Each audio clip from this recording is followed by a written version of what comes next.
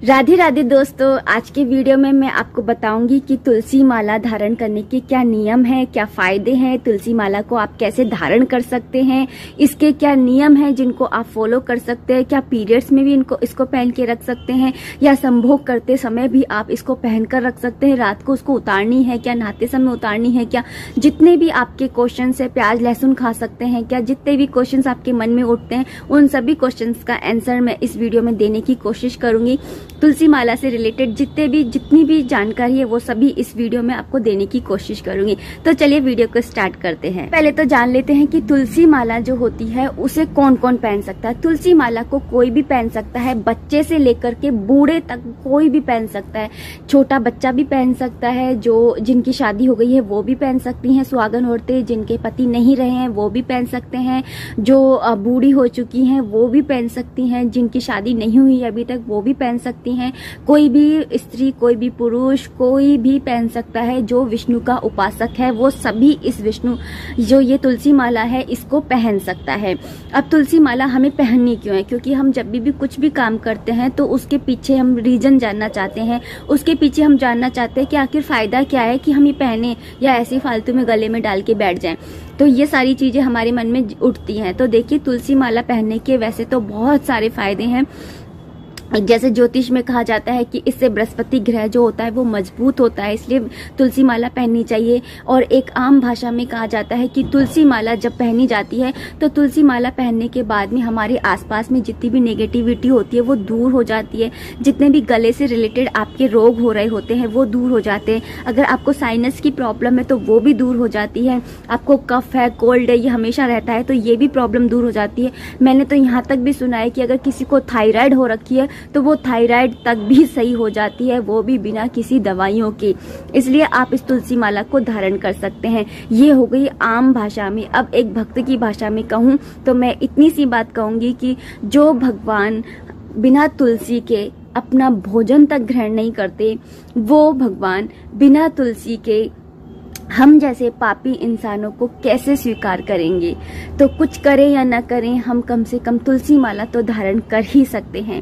जैसे एक लकड़ी की नाव होती है, वो एक किनारे से दूसरे किनारे तक ले जाने का काम करती है, वैसे ही ये माला है जो हमें बैकुंठ धाम में भगवान विष्णु के चरणों में स्थान दिलाने का काम करती है। तो इसलिए हमें इस माला को पहनना चाहिए। मैंने तीनों कारण बता दिए हैं कि 3 कारण की माला जो है वो क्यों पहननी चाहिए। इसके अलावा इसको पहनने से जो हमारे आसपास की नेगेटिविटी होती है वो दूर हो जाती है, हमारा कॉन्फिडेंस लेवल होता है वो बढ़ जाता है, हमारा आकर्षण बढ़ता है, हमारे जो बोलने की जो प्रभाव दूसरों पे पड़ता है उसका वो बढ़ने लग जाता है। तो आप तुलसी माला को जो है वो किसी भी रूप में धारण कर सकते हैं। तो अब चलिए जानते हैं कि तुलसी माला को किस तरह से धारण करना चाहिए।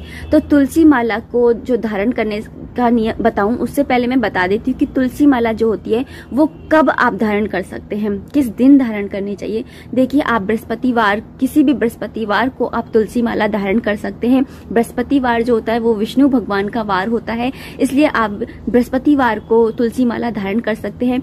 इसके अलावा आप 11 है, एकादशी पड़ती है कोई सी भी, उसको धारण कर सकते हैं, पूर्णमासी को धारण कर सकते हैं। इसके अलावा जो कृष्ण जी का जितने भी फेस्टिवल्स पड़ते हैं उनको आप धारण कर सकते हैं, जैसे जन्माष्टमी को आप धारण कर सकते हैं, अक्षय तृतीया को आप धारण कर सकते हैं। तो इस तरीके से आप किसी इनमें से किसी भी तिथि को जो है आप ये तुलसी माला जो है उसको धारण कर सकते हैं। अब तुलसी माला जो है वो कैसे धारण करनी चाहिए? देखिए दोस्तों, तुलसी माला धारण करने का एक ही तरीका है, मतलब 2 तरीके हैं। एक तो ये कि आप अगर गुरु दीक्षा लेकर के तुलसी माला पहन रहे हैं तो आप गुरुओं के द्वारा ही दी हुई तुलसी माला आपको पहननी होगी। लेकिन अगर आप नॉर्मली मेरी तरह पहनना चाहते हैं कि मुझे किसी भी गुरु ने ये दीक्षा नहीं दी है, मैंने अपने मन के भाव मेरे अंदर से उठे और मैंने ये माला धारण करी, तो तुलसी माला मैंने किस तरह से धारण करी वही मैं आपको बताऊंगी और इसका यही सही नियम है। देखिए, तुलसी माला धारण करने से पहले आपको जिस भी दिन आप ये धारण करने वाले, जैसे पूर्णिमासी को या एकादशी को, तो उससे 1 दिन पहले आप तुलसी माला को घी लगा करके रख दीजिए 1 रात के लिए। तुलसी माला को घी लगा करके रखने से ये होता है कि ये जल्दी से ना खंडित नहीं होंगी, टूटेंगी नहीं। आपने देखा होगा कि जब भी हम चॉपिंग बोर्ड है या किसी चीज का लकड़ी की किसी चीज का यूज करते हैं तो हम उसको ग्रीस इंक्रीज कर देते हैं, जिससे उसका लाइफ टाइम जो होती है वो बढ़ जाती है। ऐसी तुलसी माला को घी लगा करके रख देते हैं, जिससे कि ये जल्दी से खंडित नहीं होती है। फिर नेक्स्ट डे आपको क्या करना है, गंगा जल से इसको धो करके और थोड़ी सी देर धूप में रखने के बाद में, आधा 1 घंटा धूप में रखने के बाद में आप इसे किसी भी मतलब मंदिर में जाकर के कृष्ण भगवान को या विष्णु भगवान को ये माला उनके चरणों में रख दीजिए, या उनको अगर आप पहना सकते हैं तो उनको पहना दीजिए। अगर आप मंदिर नहीं जा सकते हैं तो आप घर के अंदर ही आपके लड्डू गोपाल जी हैं तो उनको पहना दीजिए, या फिर आपके पास में श्री विग्रह है तो उनको पहना दीजिए, या फिर आपके पास में कृष्ण जी की मूर्ति है या लक्ष्मी नारायण जी की मूर्ति है तो उनको आप पहना दीजिए थोड़ी सी देर के लिए। फिर उनको पहनाने के बाद में और उनको नमन करके कि प्रभु मैं ये तुलसी माला धारण कर रही हूँ ताकि मैं जो हूँ आपको स्वीकार्य हो जाऊं, किसी भी रूप में मैं आपको पसंद आऊं, बस मेरी यही अभिलाषा है। बस ये बोल करके आपको ये तुलसी माला जो है वो धारण कर लेनी है। और साथ में ये भी बोलना है कि भगवान इसको पहनने में या पहनने के बाद में अगर कोई भी जानकर या अनजाने में कोई भी गलती होती है तो उसके लिए मैं पहले से ही क्षमा प्रार्थी हूँ। तो इस तरीके से बोल करके और आप ये जो तुलसी माला होती है इसे गले में धारण कर लीजिए। ये है सिंपल तरीका अगर आप गुरु दीक्षा लेकर के नहीं पहन रहे हैं तो। अब ये जान लेते हैं कि जो तुलसी माला है इसको पहनने के क्या नियम हैं। देखिए, जो गुरु दीक्षा लेकर के तुलसी माला पहनते हैं उनके लिए अलग नियम होते हैं। वो प्याज है, लहसुन है, अदरक है, चाय है, उनको ये सारी चीज़ें छोड़नी होती हैं। लेकिन जो हम तुम हैं, जैसे मैंने बिना गुरु दीक्षा की पहनी है, तो हम लोगों को ये सारे नियम का पालन करने की कोई ज़रूरत नहीं है। देखिए दोस्तों, मैं आपको एक सिंपल सी बात समझाती हूँ। जैसे समझिए एक घर होता है, घर के अंदर तुलसा जी का पौधा लगा होता है। अब घर हो गया हमारा शरीर और ये तुलसी माला हो गई वो पौधा। अब मैं आपसे बस इतना सा पूछना चाहती हूँ कि जिस घर के अंदर तुलसा जी का पौधा होता है उस घर के अंदर आप क्या क्या काम करते हैं, तो वो सभी काम आप कर सकते हैं। जैसे कि मुझसे कई बार ये पूछा जाता है कि क्या पीरियड्स के अंदर तुलसी माला पहन सकते हैं। जी दोस्तों, आप तुलसी माला पीरियड्स के अंदर भी पहन कर रख सकते हैं। तुलसी माला हम इसलिए पहनते हैं क्योंकि जब हम मरे तो ये तुलसी माला हमारे गले में हो और प्रभु हमको स्वीकार कर ले। और हमें, मुझको, आपको या इस दुनिया में किसी को भी ये नहीं पता कि हमारा अंतिम समय कब आएगा। तो अगर हमने समझिए कि ये माला उतारी और उसी समय हमारे प्राण निकल गए, तो इसलिए तुलसी माला आपको कभी भी किसी भी हालत में नहीं उतारनी है। ये सोच करके कि मेरा अगला क्षण ही शायद मृत्यु का हो, ये सोच करके कि भगवान फिर हमें स्वीकार नहीं करेंगे। तो आपको ये माला कभी भी पीरियड्स के टाइम में भी नहीं उतारनी है।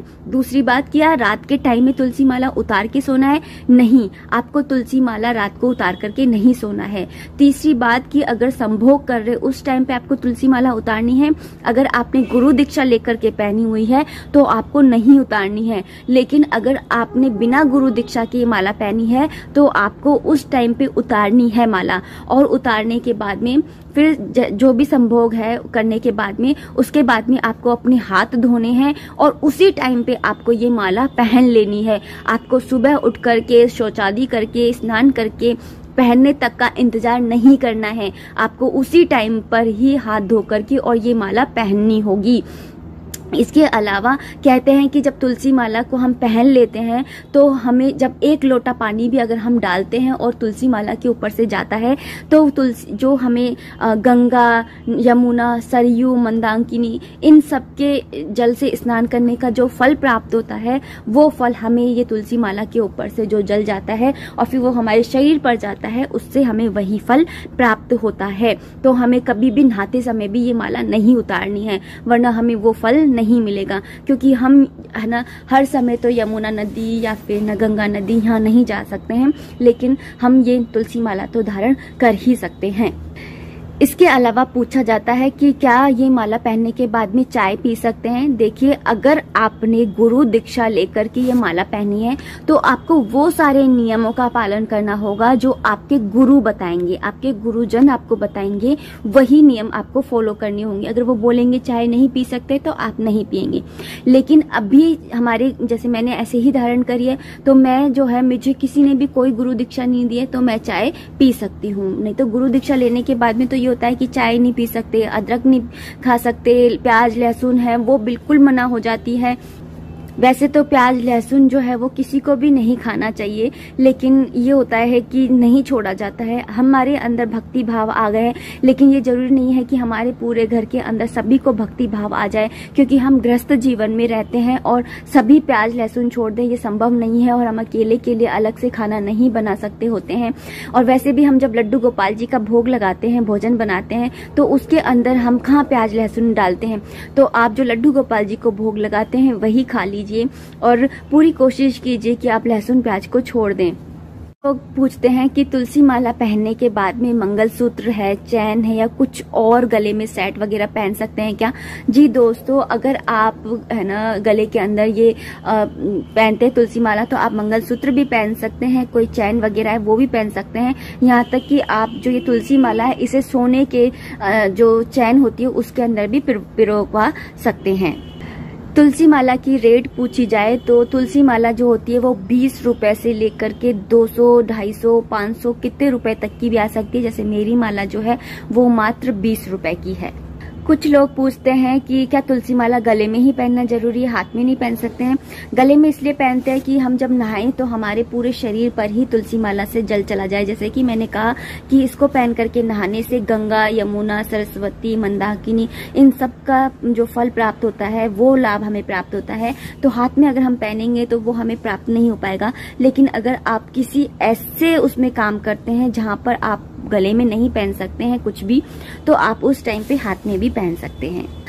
तुलसी माला पहनने के बाद में है ना आपको शाकाहारी रहना बहुत ज़्यादा ज़रूरी है। आप किसी भी तरीके का मांस है या फिर मदिरा पान है ये आप नहीं कर सकते हैं, अंडे भी नहीं खा सकते हैं। आपको शुद्ध शाकाहारी ही रहना होगा। एक बार फिर से बता देती हूँ कि प्याज लहसुन तब के तुलसी माला पहनने के बाद में प्याज लहसुन खा सकते हैं क्या? अगर आपने गुरु दीक्षा लेकर के तुलसी माला पहनी है तो आप प्याज लहसुन नहीं खा सकते हैं, अदरवाइज आप खा सकते हैं। और कोशिश करिए कि आप भी छोड़ दें।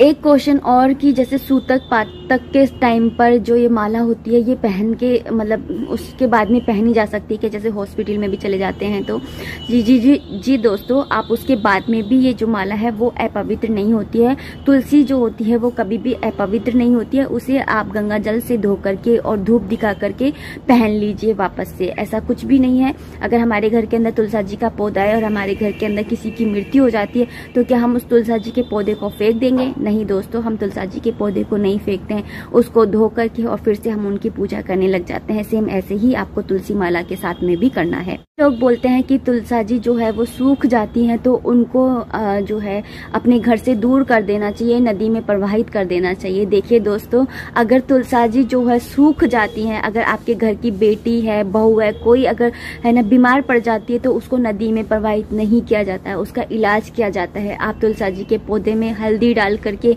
या कीटनाशक डाल करके कैसे भी उनको बचाने की कोशिश कीजिए। अगर उसके बाद में भी अगर वो नहीं बच पा रही हैं, नहीं फल पा रही हैं, नहीं वापस से हरी भरी हो पा रही हैं, तो आप तुलसा जी को वृंदावन में जाकर के जो ये तुलसी माला बनाते हैं उनको दे करके आ जाइए। वो आपको माला बना करके दे देंगे और आप फिर उनको गले में धारण कर सकते हैं। लेकिन आप तुलसा जी को इस तरीके से अपमानित मत कीजिए कि आप तुलसा जी को किसी नदी में प्रवाहित करके आ रहे हैं, या फिर कई लोग होते हैं जो सड़क पर ही फेंक देते हैं या मंदिर में चढ़ा देते हैं पीपल के पेड़ के ऊपर।